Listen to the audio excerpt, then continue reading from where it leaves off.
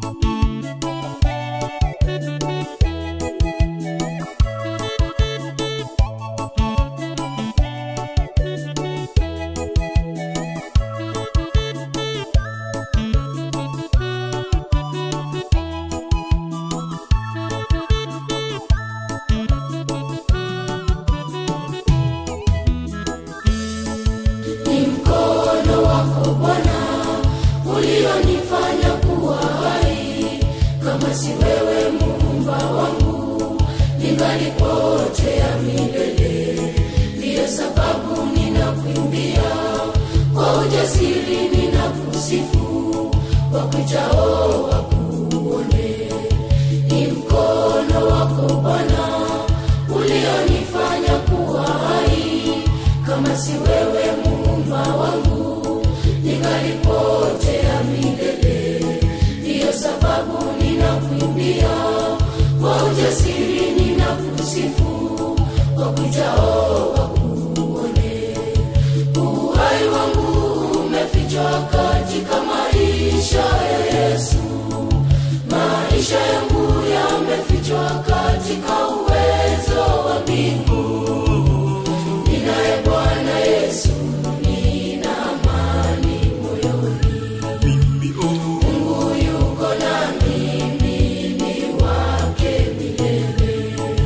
Uhai wangu umefichwa katika maisha ya Yesu. Maisha yangu yamefichwa katika uwezo wa mbingu. Ninaye Bwana Yesu, nina amani moyoni. Mungu yuko nami, mimi wake milele.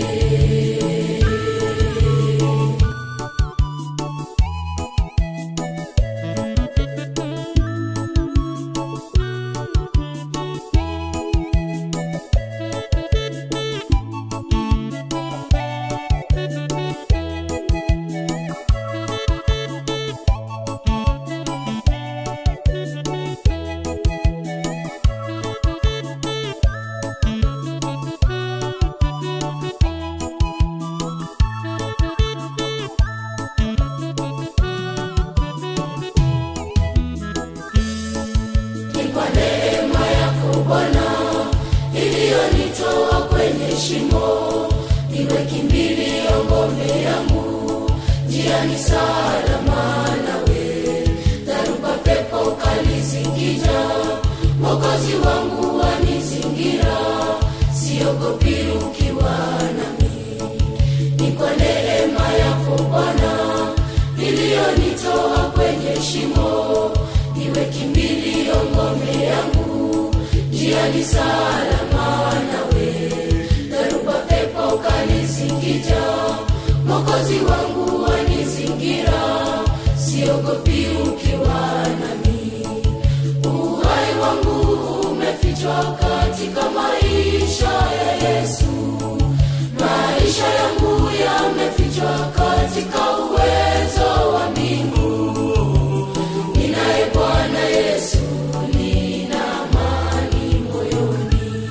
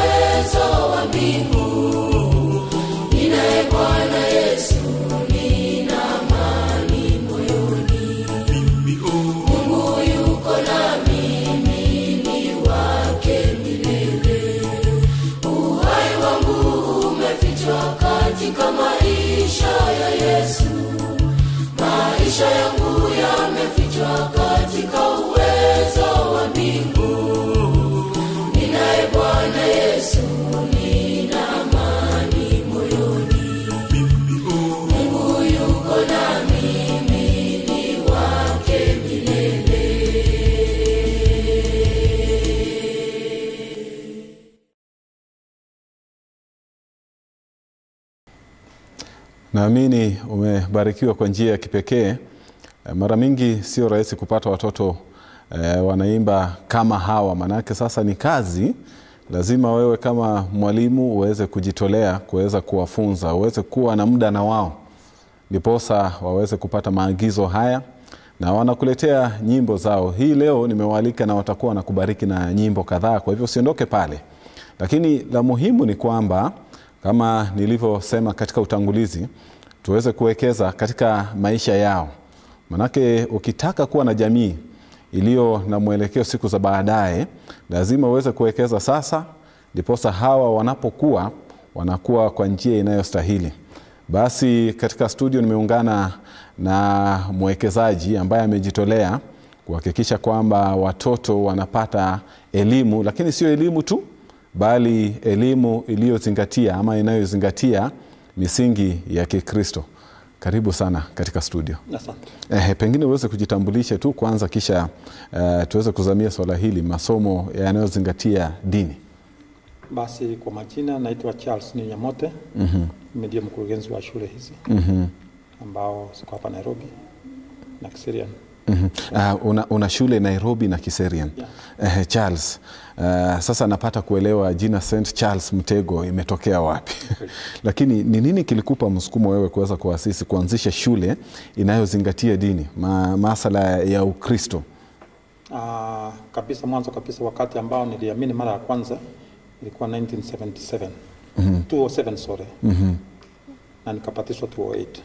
Ndipo nikaweza kuamua kwamba mimi pamoja na vyote Mungu amenipa viweze kumtumikia Mungu wa mbinguni. Na shule ambayo nilikuwa nayo wakati huo ilikuwa ni secondary pekee yake, ambayo ilikuwa imeanza 204. Ndipo nikamwambia wazee waweze kurudi pale shuleni, waangalie namna gani wanaweza leta neno hili kwa watoto hawa waweze kulipokea. Na tangia mwaka huo ulipoasisi shule hiyo, wanafunzi sijui umewaona wamekuwa vipi kiroho, haswa katika masala ya dini? Manake wewe unasema uliamua kwamba shule hizi nataka iweze kuzingatia misingi ya Kikristo. Umewaona wao wakikuwa kivipi kwa njia masala ya kiimani? Kwanza kabisa, wakati ambao niliweza kuleta maneno haya up to 2010, watoto walileta upinzani. Baadaye ikabidi nikafunga shule kabisa, nikaianzisha upya 2012. So 2012 nikaanza katika msingi wa Kiadventista wa Sabato. Maana kila mtu alikuwa akiingia, fomu yetu imeandikwa namna hiyo. Unapoingia unakuta kwamba lazima utii masharti ambayo yako katika shule. Na tumeendelea hivyo, tukaanza primary na secondary. Sasa tumeendelea hivyo tangu wakati huo, na watoto wao tumewafunza, na wengi wameitikia mwito wa kupatiswa. Na kila wakati, kila muhula tunapatiza watoto zaidi ya 100. Sasa kuna wazazi wengi ambao wanatutizama hivi sasa. Mara mingi wao ni wako tayari kuweza kuwapeleka watoto katika shule ambazo hazizingatii misingi ya dini. Wanasema ni heri wawe pale nje, manake pale pengine wanafanya vizuri. Sijui ninyi mnafanya kivipi upande wa mitihani na masomo, lakini wanasema afadhali wawe pale nje. Kwa hivyo acha nikuulize, je, ni muhimu kama mzazi kuweza kumleta mtoto wake katika shule inayozingatia masala ya dini? Umuhimu wake uko wapi? Umuhimu ni kwamba jinsi tunavyofunza watoto pale shuleni, tunafunza neno la Mungu toka mwanzo tukielekea katika mpangilio hiyo.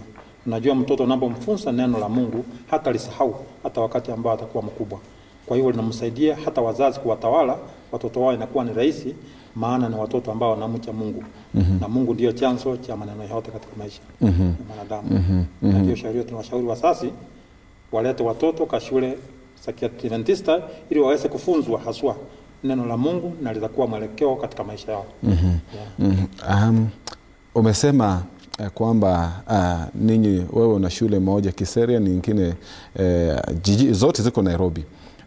Haudhani kwamba ni muhimu pia kuweza kuwekeza nje? Manake sio Nairobi tu peke yake wanahitaji masomo ya dini. Sio Nairobi peke yake, pengine kuna wengine wanahitaji maeneo ya magharibi, maeneo ya Nyanza.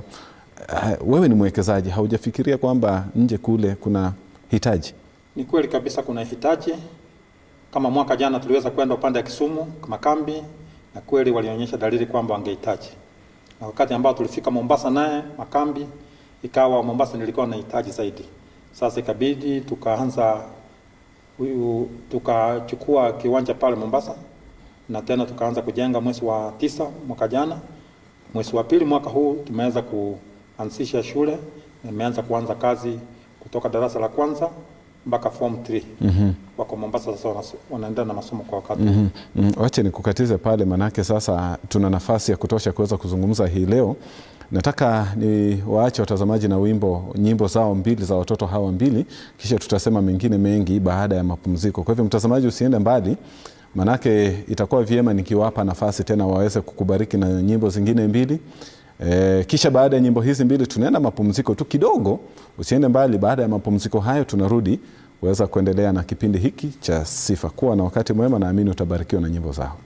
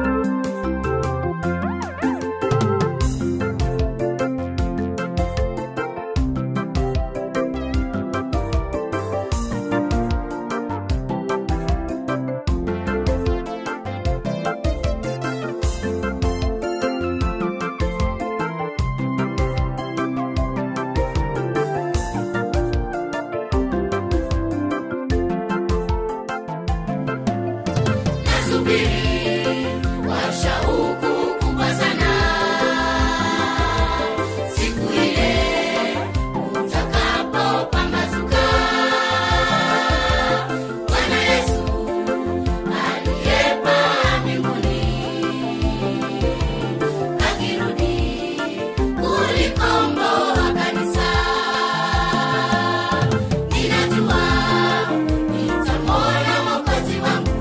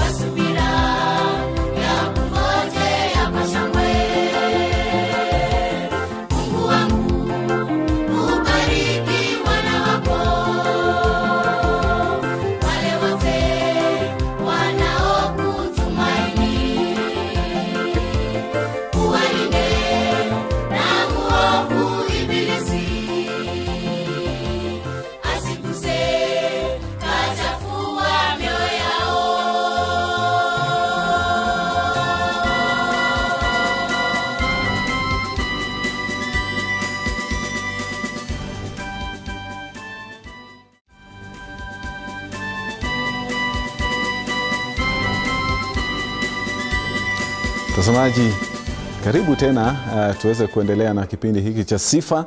Naamini kwamba siku hii ya leo nabarikiwa kwa njia ya kipekee, manake tumezoea katika kipindi hiki kuweza kukuletea watu wazima na vijana. Leo tunataka tuifanye tofauti kidogo, manake hata watoto wamepewa kipawa cha uimbaji. Lakini ni vyema pia wewe kama mzazi uweze kuwakuza, manake sasa watoto hawa talanta hii inaonekana mapema sana, lakini mara mingi tunawapiga vita. Hata shuleni hatuwapi nafasi, manake sasa wewe unasema ni muhimu kwanza uweze kuzingatia masomo, talanta yako utaitafuta baadaye. Kwa hivyo anapokuwa mtu mzima unapata kwamba ameingia katika mambo mengine na hayuko tayari kuweza kufuata talanta hii. Tunaweza tukafanya mambo yote mawili. Masomo waweze kufanya vyema, na vile vile katika talanta yao waweze kujijenga pale, haswa wanapotumia talanta yao kuweza kumsifu Mwenyezi Mungu. Basi barikiwa na watoto hawa, wanakubariki tena na nyimbo zao. Kisha niweze kusema tena na mwalimu mmoja tokea shule hii aweze kutuelezea changamoto anazokumbana nazo katika kuwafunza na kwa kukuza talanta hii ambayo watoto hawa wanayo. Kuwa na wakati mwema.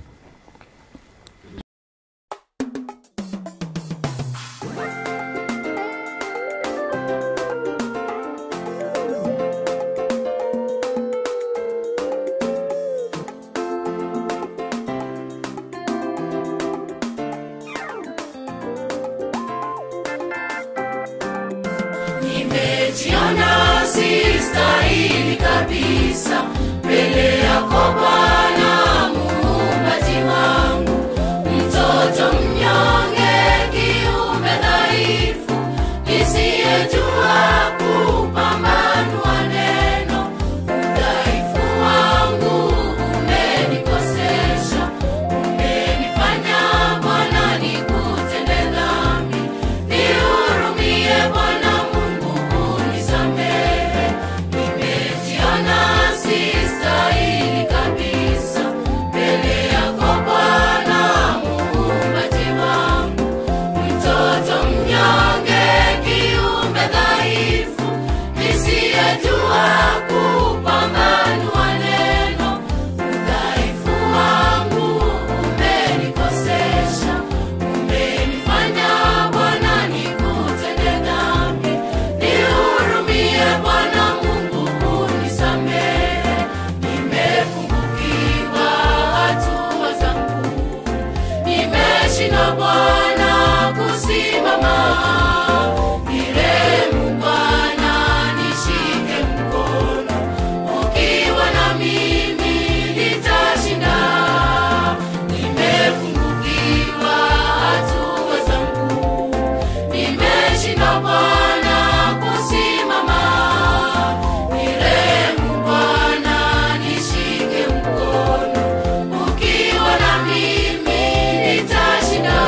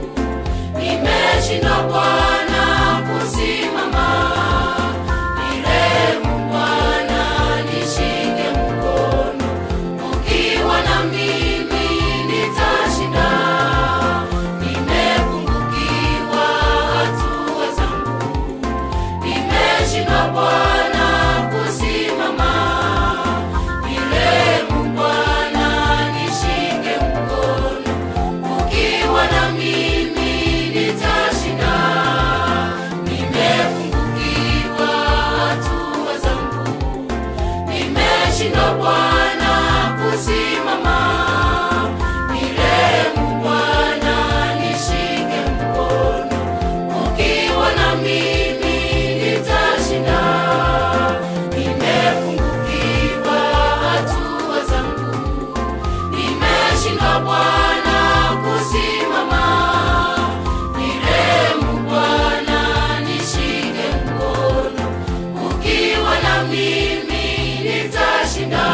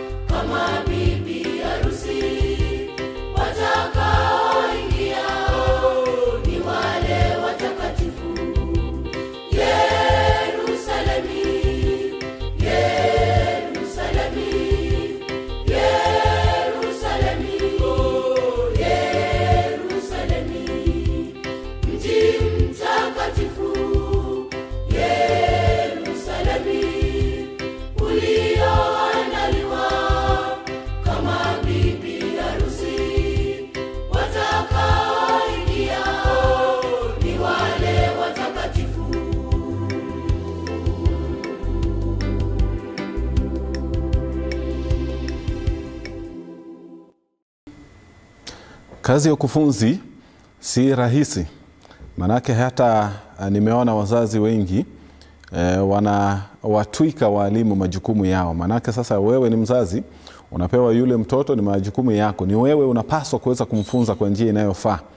Ukitembea makanisani utapata kwamba wale watoto wamewekwa pale kwa mashemazi kuweza kuwatunza. Manake sasa wazazi tunakwepa majukumu yetu.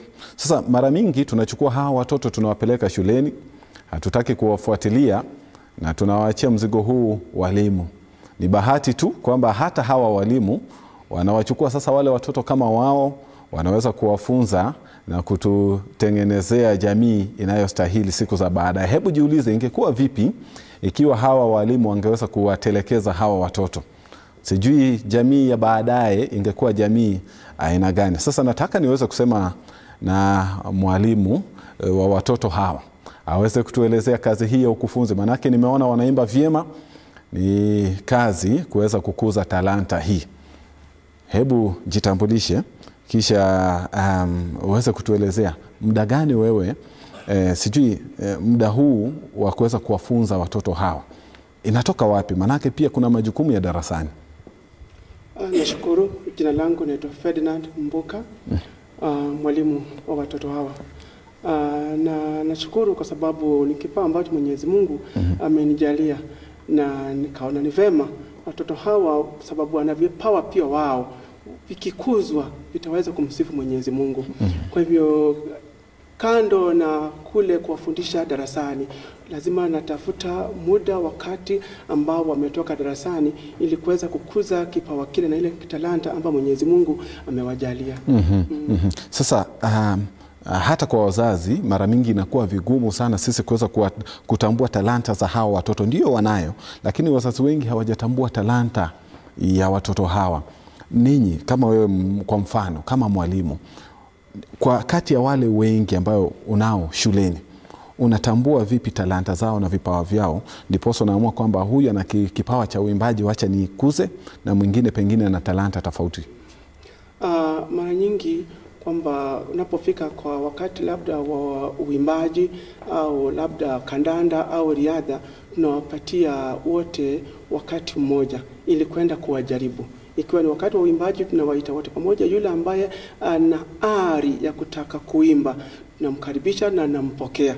Anapokuja pale namjaribu mpaka anapotia bidii, unapata ile talanta ambayo ilikuwa imeanza anayo lakini imefichika, inaanza kuchipuka.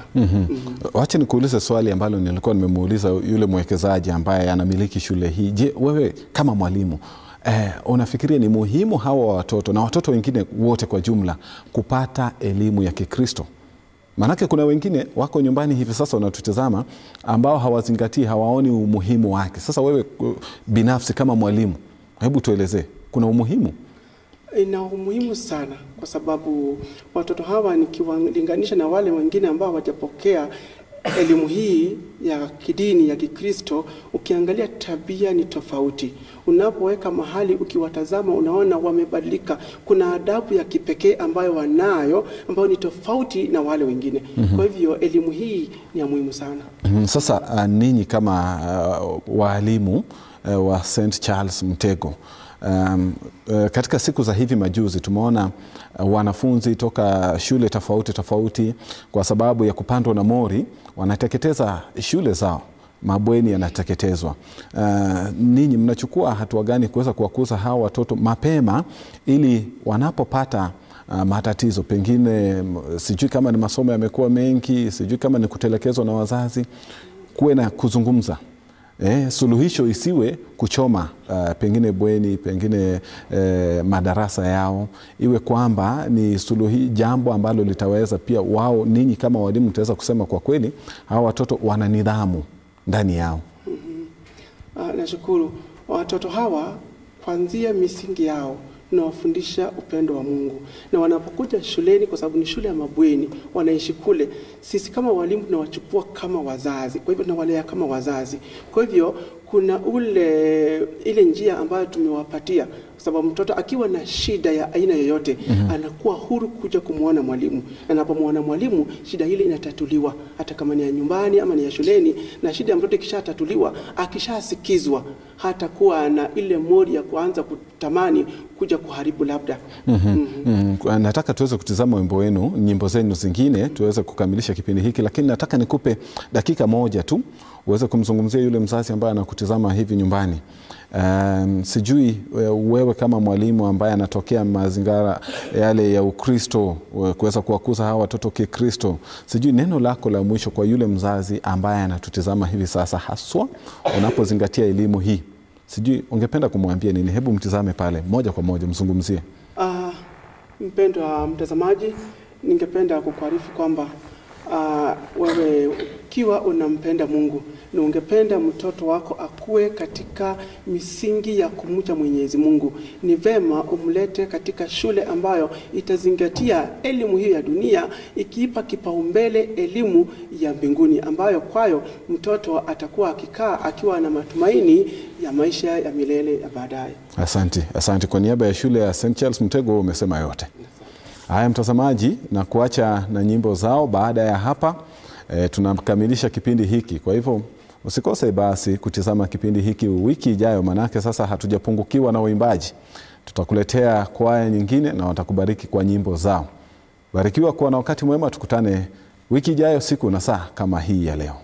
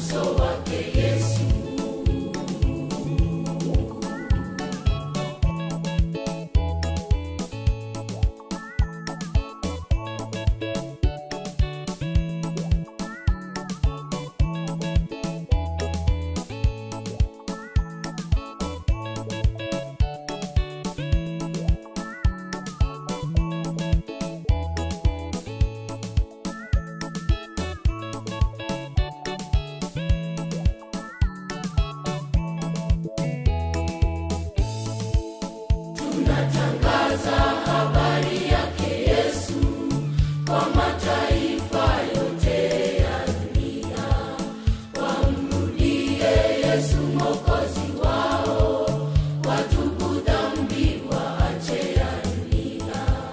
Lakini walimwengu wamekataa, kuacha dhambi wamekaidi wito. Tunatangaza habari yake Yesu kwa mataifa yote ya dunia, wamrudie Yesu Mwokozi wao, watubu dhambi waache ya dunia. Lakini walimwengu wamekataa, kuacha dhambi wamekaidi wito. Taomboleza, taomboleza, taomboleza kwa ajili yake Yesu. Taomboleza, taomboleza, wao wakiikimbilia milima. Taomboleza, taomboleza, wao wakiikimbilia miamba. Wakihisi iwaangukie, iwasitiri na uso wake Yesu. Taomboleza, taomboleza, taomboleza kwa ajili yake Yesu. Taomboleza, taomboleza, wao wakiikimbilia milima. Taomboleza, taomboleza, wao wakiikimbilia miamba. Wakihisi iwaangukie, iwasitiri na uso wake Yesu.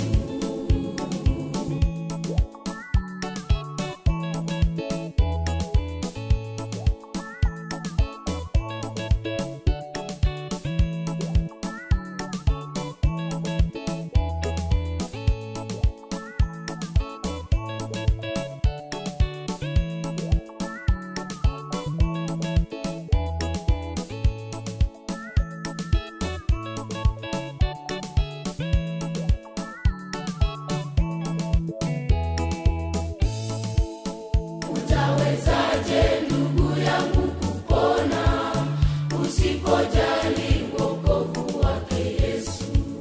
Maonyo tumeyatangaza kwa wazi, imekuwa ni kama kawaida. Ole wako siku hiyo ikifika, utalia na kuyasaga meno. Utawezaje ndugu yangu kupona usipojali wokovu wake Yesu? Maonyo tumeyatangaza kwa wazi, imekuwa ni kama kawaida.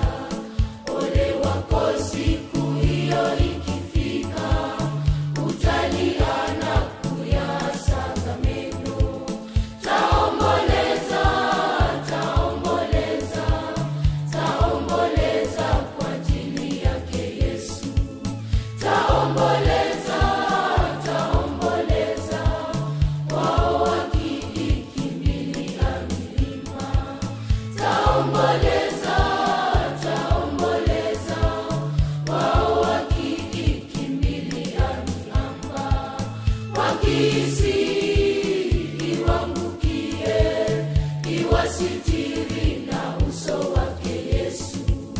Taomboleza, taomboleza, taomboleza kwa ajili yake Yesu. Taomboleza, taomboleza, wao wakiikimbilia milima.